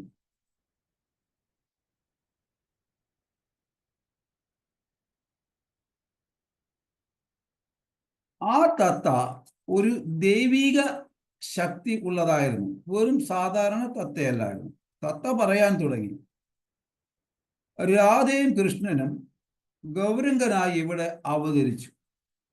തത്ത ചൈതന്യ മഹാപ്രഭു അവരോട് പറയാൻ തുടങ്ങി, രാധയും കൃഷ്ണനും ഗൗരംഗനായിട്ട് ഇവിടെ അവതരിച്ചു, അതുകൊണ്ട് ഞാൻ രാധയും കൃഷ്ണനും പകരം ഗൗര എന്ന് ഉരുവിടുന്നത് രാധയും കൃഷ്ണനും കൂടി ചേർന്ന അത് ഗൗരംഗനായി ഇവിടെ അവതരിച്ചത് കൊണ്ടാണ് ഞാൻ ഗൗര ഗൗര ഗൗര എന്ന് ഉരുവിടുന്നു. നിങ്ങൾ വേറെ രീതിയിൽ ജപിക്കാം, ഞാൻ ഗൗര എന്ന് മാത്രമേ ജപിക്കൂ. നിങ്ങൾക്ക് വേറെ എന്തെങ്കിലും വേണമെങ്കിൽ ജപിച്ചോളൂ, പക്ഷേ ഞാൻ ഗൗര ഗൗര എന്ന് ജപിക്കൂ എന്ന തത്ത ചൈതന്യ മഹാപ്രഭുവോട് പറയുന്നു. ഇത് പറഞ്ഞ് ഗൗര ഗൗര ഗൗര എന്ന് ജപിക്കാൻ തുടങ്ങി. അപ്പൊ ആ തത്ത ഇത് പറഞ്ഞതിന് ശേഷം വീണ്ടും ഗൗര ഗൗര ഗൗര ഗൗര ഗൗര ഗൗര ഗൗര എന്ന് ജപിക്കാൻ തുടങ്ങി. ശ്രീകൃഷ്ണ ചൈതന്യ രാധാകൃഷ്ണ അന്യ. അപ്പൊ രാധാകൃഷ്ണൻ ശ്രീകൃഷ്ണ ചൈതന്യൻ രാധാകൃഷ്ണൻ തമ്മിൽ യാതൊരു വ്യത്യാസമില്ല എന്ന് പറയപ്പെടുന്നു. എന്നാൽ ഇനി അടുത്ത ഒരു ലീല തൻ്റെ ശിഷ്യരെ പഠിപ്പിക്കുന്നത്, അവിടെ വലിയൊരു രസമുള്ള കാര്യമുണ്ടെന്ന് പറഞ്ഞ് പഠിപ്പിക്കുന്നത്. ചൈതന്യ മഹാപ്രഭു അവിടുത്തെ അറിയപ്പെട്ട ഒരു പണ്ഡിതനായി മാറി. അദ്ദേഹം നിമായി പണ്ഡിതൻ എന്നാണ് അദ്ദേഹത്തെ അറിയപ്പെടുന്നത്, നമുക്കറിയാം. 11ാമത്തെ വയസ്സിൽ എൻ്റെ സ്കൂളിലെ പ്രൊഫസർ മാതിരിയായിരുന്നു. കാരണം തർക്കശാസ്ത്രം, ന്യായശാസ്ത്രം എന്ന് വേണ്ട സംസ്കൃതം ഇത്യാദി കാര്യങ്ങളെല്ലാം എപ്രകാരം ഭക്തി സിദ്ധാന്ത സരസ്വതി മഹാരാജ് തൻ്റെ പ്രൊഫസർക്ക് വരെ സംസ്കൃതത്തിൽ ക്ലാസ് എടുത്ത് കൊടുക്കുമായിരുന്നു. അദ്ദേഹം പ്രൊഫസർ തെറ്റ് ചെയ്തു കഴിഞ്ഞാൽ അത് തെറ്റാണെന്ന് ഭക്തി സിദ്ധാന്ത സരസ്വതി മഹാരാജ് പറയുമായിരുന്നു. അങ്ങനെ അദ്ദേഹവും പ്രൊഫസറുമായിട്ട് ഇടയ്ക്കിടയ്ക്ക് ഒരു ചെറിയ മുട്ട് വരും. അങ്ങനെ അദ്ദേഹം ആ കോളേജിലെ പഠിത്തം തന്നെ നിർത്തി. അതുപോലെ ഈ അരിസ്റ്റോളജിയുടെ 800 വർഷം എങ്ങാണ്ടായിട്ട് നമ്മളുടെ ഗ്രഹങ്ങളുടെ നിലയൊക്കെ സ്ഥിരപ്പെടുത്താതിരുന്നത് ഭക്തി സിദ്ധാന്ത സരസ്വതി മഹാരാജാണ്. ഭക്തി സിദ്ധാന്ത സരസ്വതി മഹാരാജ് പാദാണ് അത് തിട്ടപ്പെടുത്തിയത്. അസാധ്യ പണ്ഡിതനായിരുന്നു, അസാധ്യ അറിവുള്ളവൻ ആയതിനാൽ അദ്ദേഹത്തിന്റെ പ്രൊഫസറോട് പറഞ്ഞു, നിങ്ങൾ റൊട്ടി കപ്പട മക്കാന് വേണ്ടിയാണ് പ്രാർത്ഥിക്കുന്നത്, ഞങ്ങൾ ഭഗവാനെ പ്രാർത്ഥിക്കുന്നത്. കൃഷ്ണ ഭഗവാനെ നിനക്ക് സുഖമാണോ എന്നാണ് നമ്മൾ ചോദിക്കുന്നത് എന്ന് അദ്ദേഹത്തോട് പറഞ്ഞു. ഞങ്ങൾക്ക് റൊട്ടി കപ്പട മക്കാനും പോയി ഭഗവാന്റെ അടുക്ക് പ്രാർത്ഥിക്കേണ്ട ആവശ്യമില്ല എന്ന് പ്രൊഫസറോട് തർക്കിക്കുന്നു, പറയുന്നു. അപ്പൊ അതൊക്കെ വലിയൊരു ഭക്തി സിദ്ധാന്ത സരസ്വതി മഹാരാജിന്റെ ബയോഗ്രഫി പഠിക്കുമ്പോൾ നമുക്ക് മനസ്സിലാകും. കാരണം അദ്ദേഹത്തെ സിംഹഗുരു എന്നാണ് പറയുന്നത്. അപ്പോൾ ഞാനിപ്പോൾ ഓർത്തപ്പോൾ അത് പറഞ്ഞതേ ഉള്ളൂ. അപ്പൊ ഈ 11ാമത്തെ വയസ്സിൽ തൻ്റെ സ്കൂളിലെ ഒരു പ്രൊഫസർ മാതിരിയായിരുന്നു അദ്ദേഹം. കാര്യം ഭഗവാനാണല്ലോ, അദ്ദേഹത്തിന് അറിയാത്ത എന്തെങ്കിലും ഉണ്ട്, എല്ലാം അദ്ദേഹം പഠിച്ചു. 14ാമത്തെ വയസ്സിൽ പ്രശസ്തനായി പണ്ഡിതൻ എന്ന് അറിയപ്പെട്ടു. അപ്പൊ 14ാമത്തെ വയസ്സിൽ അദ്ദേഹം നവദ്വീപിലെ ഒരു ഉത്തമ പണ്ഡിതനായി അറിയപ്പെടുകയും പല ആൾക്കാരുമായിട്ട് തർക്കശാസ്ത്രങ്ങളൊക്കെ പഠിക്കുകയും പ്രകാശാനന്ദ സരസ്വതി അങ്ങനെയൊക്കെ പല ആൾക്കാർ, കാശ്മീരി പണ്ഡിറ്റ് എന്ന് വേണ്ട ഒരുപാട് ആൾക്കാരുമായിട്ട് അദ്ദേഹം തർക്കത്തിൽ നിൽക്കുകയും എല്ലാവരെയും പരാജയപ്പെടുത്തുകയൊക്കെ ചെയ്യുന്നുണ്ട്. ദിഗ്വിജയ് പണ്ഡിറ്റ് ഒക്കെ അങ്ങനെ പല ആൾക്കാർ വരുന്നുണ്ട്. ഇവിടെ സംസ്കൃതം, വ്യാകരണം, കവിത, ശാസ്ത്രം, ന്യായം, സംവാദം എല്ലാം പഠിപ്പിച്ചു. ഇവിടെ സംവാദം എന്ന് പറയുന്നത് നമുക്കറിയാം, ഭാഗവതത്തിൽ സംവാദമാണ് നടക്കുന്നത്. എന്ന് വെച്ചാൽ വളരെ സൈലന്റ് ആയിട്ട് ഓപ്പോസിറ്റുകാരൻ പറയുന്നതും അവർ പറയുന്നത് നമ്മൾ മനസ്സിലാക്കി അവർക്ക് മനസ്സിലാകത്തക്ക ഭാവത്തിൽ നമ്മൾ സംസാരിച്ച് അർത്ഥങ്ങളും അതിലെ ഉദാഹരണ സഹിതവും ഒക്കെ വളരെ സൗമ്യമായിട്ട് അവതരിപ്പിക്കുന്നതിനാണ് ശരിക്കും പറഞ്ഞാൽ സംവാദം. അല്ലാതെ നമ്മുടെ TV ചാനലിലൊക്കെ കാണുന്ന സംവാദമല്ല, അത് കുരയ്ക്കലാണ്. പട്ടികൾ അങ്ങോട്ടും ഇങ്ങോട്ടും കടി കൂടുന്ന മാതിരി. അത് സംവാദം അല്ല. പേര് പറയുന്ന സംവാദം. സംവാദത്തിന്റെ അർത്ഥം ഇങ്ങനെയൊക്കെ ഒരുപാട് അർത്ഥമുണ്ട്. ഇങ്ങനെയാണ്. അപ്പൊ എല്ലാവരും ഗായത്രി മന്ത്രം ചെല്ലുക, തിലകമിടുക. ഇത് നിർബന്ധമായിരുന്നു ചൈതന്യ മഹാപ്രഭു. അഥവാ ഒരു കുട്ടി തിലകമിട്ടില്ല എങ്കിൽ അവരെ വീട്ടിൽ പറഞ്ഞു വിട്ടിട്ട് അവര് തിലകം ഇടിയിപ്പിച്ചിട്ട് ഗായത്രിയൊക്കെ ജയിപ്പിച്ചിട്ട് ചൈതന്യ മഹാപ്രഭു തിരിച്ച് ക്ലാസ്സിൽ കയറ്റുള്ളൂ. അത് അദ്ദേഹത്തിന് നിർബന്ധമായിരുന്നു. കാരണം ഈ തിലകത്തിന്റെ ഒരു ഇത് വന്നപ്പോൾ എനിക്കൊരു കാര്യം ഓർമ്മ വന്നത്, കാരണം ഒരിക്കൽ ഇങ്ങനെ ഒരു സെറിമണി നടന്നുകൊണ്ടിരിക്കുമായിരുന്നു, ദീക്ഷാ സെറിമണി. അപ്പോൾ അവിടെ ജയപതാക സ്വാമി ആണ് ദീക്ഷ കൊടുക്കുന്നത്. അപ്പോൾ ഒരു മാതാജി ഭയങ്കര സ്പീഡിലായിട്ട് പോകുന്നതാണ്, അദ്ദേഹത്തിന്റെ ഒരു ലീലയാണ്. അപ്പോൾ അദ്ദേഹം മാതാജി ഈ കൈയുടെ ഭയങ്കര നീളമുള്ള ബ്ലൗസിന് ഇങ്ങനെ നോർത്ത് ഇന്ത്യക്കാരിടത്തിൻ്റെ കൈയുടെ പത്തിയുടെ അവിടെ വരെയുള്ള ബ്ലൗസ് ഇടുന്ന, അങ്ങനെ ഇറക്കമുള്ള ബ്ലൗസ് ഒക്കെ ഇട്ടാണ് മാതാജി നടക്കുന്നത്. പക്ഷേ മാതാജി നെറ്റിയിൽ തിലകം ഇട്ടിട്ടുണ്ട്. അപ്പോൾ മാതാജി അങ്ങോട്ടും ഇങ്ങോട്ടും ചൈതന്യ നമ്മുടെ മഹാരാജിന്റെ മുമ്പിൽ കൂടെ പോയ സമയത്ത് ചോദിച്ചു, നിന്റെ പേരുണ്ടോ ഇതിൽ? അപ്പൊ പറയുന്നു ഇല്ല. അപ്പൊ മഹാരാജ് പറഞ്ഞു, നീ ഇതിന് യോഗ്യയല്ല. അപ്പൊ മാതാജിക്ക് ഭയങ്കര സങ്കടം വന്നു. മാതാജി തിരിച്ചു വന്നിട്ട് മഹാരാജിന്റെ അടുക്ക് ചോദിക്കുമ്പോ പറഞ്ഞു, നീ എന്തുകൊണ്ട് തിലകമിട്ടില്ല? അപ്പൊ ശരിക്കെന്ന് പറഞ്ഞാൽ ഞാൻ കൈയുള്ള ബ്ലൗസ് ഇങ്ങനെ കൈപ്പത്തി വരെയുള്ള ബ്ലൗസ് ഇട്ട് സാരി തരാം ഗുരുമരാജിന്റെ മുമ്പിൽ നമ്മൾ പോകുമ്പോൾ എപ്പോഴും തട്ടം സാരി തലയിലിട്ടുകൊണ്ട് ഒരു ചെവി തുറന്ന് ഒരു ചെവി അടച്ചിട്ട് വേണം. കാരണം ഒരു ചെവി കൂടെ കേൾക്കുന്നത് മറ്റേ ചെവി കൂടെ പോകാതിരിക്കാൻ വേണ്ടിയാണ് ഒരു ചെവി തുണി കൊണ്ട് അടയ്ക്കുന്നത്. അപ്പൊ അങ്ങനെയൊക്കെ ചില ശാസ്ത്രങ്ങളുണ്ട്. ആചാര്യന്റെ അടുക്ക പോകുമ്പോൾ ഭയഭക്തി ബഹുമാന തദ്വിധി പ്രണിപാതേന പരിപ്രസ്ഥേന സേവ എന്ന് പറയുന്ന മാതിരി വളരെ ഭയഭക്തി ബഹുമാനത്തോടു കൂടി പോയി നിർബന്ധമായിട്ടും തട്ടം തലയിൽ ഇട്ടിരിക്കണം. പക്ഷെ ഇന്ന് അങ്ങനെയൊന്നുമില്ല, ഹായ് ഹൈ എന്നൊക്കെയാണുള്ള അവസ്ഥ. അപ്പൊ അങ്ങനെ പോകുന്ന സമയത്ത് തീർച്ചയായിട്ടും എന്തുകൊണ്ട് അങ്ങനെ പറഞ്ഞെന്ന് വെച്ചപ്പോൾ മാതാജി പോയി വീണ്ടും തിലകം ഇട്ടിട്ട് തിരിച്ചു വന്നപ്പോൾ മഹാരാജ് പറഞ്ഞു ഓക്കെ. കാരണം അദ്ദേഹത്തിന്റെ ദൃഷ്ടിക്ക് ജ്ഞാനദൃഷ്ടിയിൽ അത് മനസ്സിലാവും. അപ്പോഴാ പറയുന്നത്, നീ തിലകം ഇട്ടില്ല എങ്കിൽ ഞാൻ എങ്ങനെ നിന്നെ പ്രൊട്ടക്റ്റ് ചെയ്യും? അപ്പൊ രണ്ടു നേരവും നിർബന്ധമായിട്ട് നമ്മൾ ഗോപീചന്ദനം അല്ലെങ്കിൽ ഗോപീചന്ദനം വെച്ച് തിലകം ഇടാൻ പറ്റാത്ത സാഹചര്യത്തിൽ വെള്ളമുണ്ടെങ്കിലും നിർബന്ധമായിട്ടും കുറഞ്ഞ പക്ഷം 2 നേരം രാവിലെയും വൈകിട്ടും 3 നേരം ഇടണമെന്നാണ്. ആ 12 തിലകം ഇടുമ്പോൾ 12 നാമമാണ് നമ്മൾ ഭഗവാന്റെ ഉച്ചരിക്കുന്ന. ഇതൊരു മന്ത്രമാണ്. ആ ശരീരം ദേവശരീരമായി മാറും എന്ന് ശാസ്ത്രത്തിൽ കൂടി പറയുന്നു. ഇനി അപ്പൊ അങ്ങനെ ഈ തിലകമിടാത്തത് കൊണ്ട് അവരെ വഴക്ക് പറയും, അവരെ തിരിച്ചയക്കും. കാരണം എല്ലാവരും ഗായത്രി മന്ത്രം ചെല്ലുക, തിലകം തൊടുക നിർബന്ധമായിരുന്നു ചൈതന്യ മഹാപ്രഭു. ആത്മീയ ഉന്നമനത്തിന് ഗായത്രി മന്ത്രം ആവശ്യമാണെന്ന് ചൈതന്യ മഹാപ്രഭു പറയുന്നു. എന്നാൽ മനസ്സിനെ നിയന്ത്രിച്ച് ഭഗവത് ധ്യാനത്തിന് നമ്മളെ സഹായിക്കുന്നു ഈ ഗായത്രി മന്ത്രം. ഹരിനാമം ജപിച്ച് ഭഗവദ്ധാമത്തിൽ എത്താമെന്ന് പ്രഭുപാദ് പറയുന്നു. ഗായത്രി മന്ത്രം കൃഷ്ണനിൽ നിന്നും വ്യത്യസ്തമല്ല. ഹരിനാമം കൃഷ്ണനിൽ നിന്നും വ്യത്യസ്തം അല്ല. ഈ ഗായത്രി മന്ത്രം ജപിക്കുന്ന വ്യക്തിയും ഹരിനാമം ജപിച്ചേ മതിയാകൂ. ഗായത്രി കൃഷ്ണന്റെ വേണുനാദത്തിൽ നിന്നും വ്യത്യാസമല്ല. കാരണം ഭക്തി ചാരുസ്വാമിയുടെ ഒരു ലെക്ചർ എനിക്ക് ഇപ്പോഴും എൻ്റെ ഹൃദയത്തിലുണ്ട്. കാരണം അദ്ദേഹം പറഞ്ഞ്, ഈശ്വര പരമകൃഷ്ണ സച്ചിദാനന്ദ വിഗ്രഹ അനാദിരാദിർ ഗോവിന്ദ സർവകാരണ കാരണം എന്ന് ബ്രഹ്മദേവൻ പറയുന്ന അദ്ദേഹത്തിന് ആദ്യ വേദം ഭഗവാൻ ഓടക്കുഴലിൽ കൂടി ഊതി ചെവി കൂടി കയറി ആ അറിവ് ഹൃദയത്തിൽ നിന്ന് പരിവർത്തനം വന്ന് വേദമായി വായിൽ കൂടി വെളിയിൽ വന്നെന്നാണ് അദ്ദേഹം പറഞ്ഞിട്ടുള്ളത്. അതെനിക്കിപ്പോഴും നല്ല ഓർമ്മയുണ്ട്. കാരണം എൻ്റെ ഹൃദയത്തിൽ കയറിയ ഒരു വാക്കാണ് അദ്ദേഹം പരമപൂജ്യനായ മഹാരാജ് പറഞ്ഞു. അപ്പൊ അങ്ങനെ ഇവിടെ പറയുന്നു, ഗായത്രി മന്ത്രം കൃഷ്ണനിൽ നിന്ന് വ്യത്യാസമല്ല.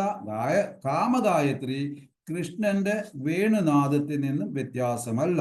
അപ്പൊ ചൈതന്യ മഹാപ്രഭു, പ്രഭുവിന്റെ ശിഷ്യരെല്ലാം ഗായത്രി ചെല്ലുമായിരുന്നു. അപ്പൊ തിലകമിടാത്തവരെ വഴക്ക് പറയും. എന്നിട്ട് നിന്റെ നെറ്റി കണ്ടാൽ, തിലകമില്ലാത്ത വ്യക്തിയുടെ നെറ്റി കണ്ടാൽ ശ്മശാനമാണ് എന്ന് ചൈതന്യ മഹാപ്രഭു പറയുന്നു. അപ്പോ നാം എല്ലാവരും നിർബന്ധമായിട്ടും തിലകം ഇട്ടിരിക്കണം. കാരണം മഹാപ്രഭു പറഞ്ഞത് തിലകം ഇട്ടാത്തവരുടെ നെറ്റി കണ്ട ശ്മശാനമായ മാതിരിയാണ് എന്ന്. അപ്പൊ ഗായത്രി മനസ്സിനെ ശുദ്ധീകരിച്ച് കൃഷ്ണാവബോധം വളർത്തുവാൻ സഹായിക്കും. ഹരേ കൃഷ്ണ മഹാമന്ത്രം ചെല്ലുന്നവർക്ക് മാത്രമേ ഗായത്രി ശരിയായ രീതിയിൽ ചെല്ലാൻ സാധിക്കൂ. മന്ത്രത്തിലൂടെയാണ് കൃഷ്ണന്റെ സംരക്ഷണം നമുക്ക് കിട്ടുന്നത്. ഹരേ കൃഷ്ണ. എന്തെങ്കിലും സംശയം ഉണ്ടെങ്കിൽ ചോദിക്കാം. കഴിഞ്ഞ ദിവസത്തിന്റെ ഹരേ കൃഷ്ണ പ്രണാം. Thank you പ്രഭുജി. ഒരു സംശയം, നമ്മൾ ഗായത്രി ചൊല്ലണമെങ്കിലേ ബ്രാഹ്മണിക്കൽ ദീക്ഷ എടുക്കണം എന്ന് പറയുന്നു. തീർച്ചയായിട്ടും. അപ്പോ എല്ലാവർക്കും ചെല്ലാൻ പറ്റില്ലല്ലോ? ഇല്ല, ഗായത്രി എല്ലാവർക്കും ചെല്ലാൻ പറ്റില്ല. ബ്രാഹ്മണിക്ക് ദീക്ഷ എടുക്കണം. അതും ഗുരുവിൽ കൂടി കിട്ടിയതേ ഗായത്രി ജപിക്കാൻ പറ്റുള്ളൂ. കിട്ടിയെങ്കിൽ മാത്രമേ പറ്റുള്ളൂ. ശരിക്കെന്ന് പറഞ്ഞാൽ ഇത് ഒഫീഷ്യൽ ആയിട്ടുള്ളതല്ല, നോർമലാ. ഇത് സീരിയസ് ആയിട്ട് എടുക്കേണ്ട. ഗൗഡീയ സമ്പ്രദായത്തിൽ ശരിക്കും ഇന്നും ദീക്ഷ കൊടുക്കുന്നത് പിന്നെ ബ്രാഹ്മണിക്ക് എടുത്തു കഴിഞ്ഞ ശേഷമേ ദീക്ഷ കൊടുക്കും. പ്രഭുപാദ നമ്മൾക്ക് ഇത്ര കരുണ തന്നത്. മനസ്സിലായോ മാതാജിക്ക്? മനസ്സിലായില്ല? അറിവോ? അല്ല, മനസ്സിലായിച്ച പ്രഭുപാദ് എന്താ സജസ്റ്റ് പറയുന്നത്? നമുക്ക് ബ്രാഹ്മണിക്കൽ ദീക്ഷ പ്രഭുപാദ് പറയുന്ന ഹരേ കൃഷ്ണ മഹാമന്ത്രം ചൊല്ലിക്കഴിഞ്ഞിട്ട് ഗായത്രി എടുത്താൽ മതി. പക്ഷെ ഗൗഡിയ ശരിക്കും ഗൗഡിയ ഇതില് അവർ ആദ്യ ദീക്ഷ പിന്നെ ബ്രാഹ്മണിക്ക് കൊടുത്തിട്ട് അവർ ദീക്ഷ കൊടുക്കും. ഇത് പ്രഭുപാദിന്റെ കൃപയാണ്. പ്രഭുപാദ് ആദ്യം ശരിക്കും 64 മാല ജപിക്കണമെന്നാണല്ലോ പ്രഭുപാദ് ആദ്യം പറഞ്ഞത്. അപ്പൊ അവര് പറഞ്ഞു, അന്നത്തെ US-ലുള്ള കൃഷ്ണ ഭക്തർ പറഞ്ഞു പറ്റില്ല പ്രഭുപാദ് നടക്കത്തില്ല, അത് 32 ആക്കി. അപ്പോൾ അന്നേരം പറഞ്ഞു പറ്റില്ല. പിന്നെ 16 ആക്കിയപ്പോഴാണ് ഇനിയും പ്രഭുപാദ് പറഞ്ഞു ഇനി 16-ൽ നിന്ന് ഒരണുവട മാറാൻ പറ്റില്ല എന്ന്. അങ്ങനെയാണ് ഈ 16 വന്നത്. ശരിക്കും 64 മാലയാണ്. മനസ്സിലായി? അപ്പൊ 64 മാല ജപിക്കുവാണ് ഭക്തി സിദ്ധാന്ത സരസ്വതി മഹാരാജിന്റെ ശിഷ്യനായി. ഓക്കെ, ഇവിടെ 16 മാല ജപിക്കാൻ പറ്റുന്ന പാട് നമുക്കറിയാം. അപ്പൊ 64 മാലയുടെ കാര്യമൊന്നും ഓർത്ത് നോക്കി. എന്ന് പറഞ്ഞ പോലെ ഹരിനാമം ജപിച്ചു കഴിഞ്ഞാൽ ഭഗവാന്റെ അടുക്ക് എത്താം. പക്ഷെ ഹരിനാമം ജപിച്ചിട്ട് ഗായത്രി ജപിക്കുമ്പോഴാണ് ശരിക്കും നമ്മുടെ ബുദ്ധിക്ക് വികാസം വരുന്നത്. ഓരോ ഗായത്രിക്കും അതിൻ്റെതായ അർത്ഥങ്ങളുണ്ട്. നമ്മുടെ മനസ്സ്, നമ്മുടെ ബുദ്ധി, നമ്മുടെ ചിന്താധാര, നമ്മുടെ ഇന്ദ്രിയം ഒക്കെ കൺട്രോളാണ്. പിന്നെ ശരിക്കും ഇപ്പോഴല്ല പൊട്ടനില്ല എന്നൊക്കെ പറയാൻ കാരണം എന്താ അറിയാമോ? ശരിക്കും അവര് പണ്ട് അവരുടെ ജീവിതം അത്രയ്ക്ക് ചിട്ടയായിരുന്നു. അപ്പൊ അതുകൊണ്ടാണ് അവർക്ക് ശരിക്കും ഇത്രയും ബുദ്ധിയും കാര്യങ്ങളും ഒക്കെ വന്നിട്ടുണ്ട്. ഈ പിന്നീട് വന്ന് അശുദ്ധമായി തുടങ്ങി. പക്ഷെ എങ്കിലും അത് വളരെ നമ്മുടെ ബുദ്ധിയെ, നമ്മുടെ മണ്ഡലത്തെ, ബോധമണ്ഡലത്തെ ഭയങ്കരമായിട്ട് ശുദ്ധമാക്കുന്ന ഒരു സാധനമാണ്.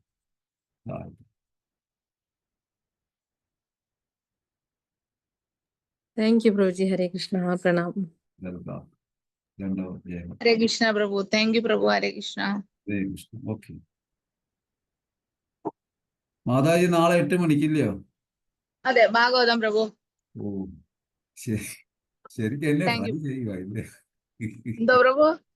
ശരിക്കും എന്നെ ഫ്രൈ ചെയ്യുക അറിയുമ്പോൾ. ഇനി അടുത്ത മാസം കുറച്ച് മാറ്റിയിടാം. ഇപ്രാവശ്യം ഇച്ചിരി അടുത്ത് പോയി ക്ഷമിക്കണം പ്രഭു. Hare Krishna. Hare Krishna. Thank you so much പ്രഭു. പ്രഭുവിനെ കിട്ടിയത് നമ്മുടെ ഭാഗ്യമല്ലേ. അപ്പൊ നമുക്ക് വേണ്ടേ പ്രഭു ക്ലാസ്. ഹരേ കൃഷ്ണ.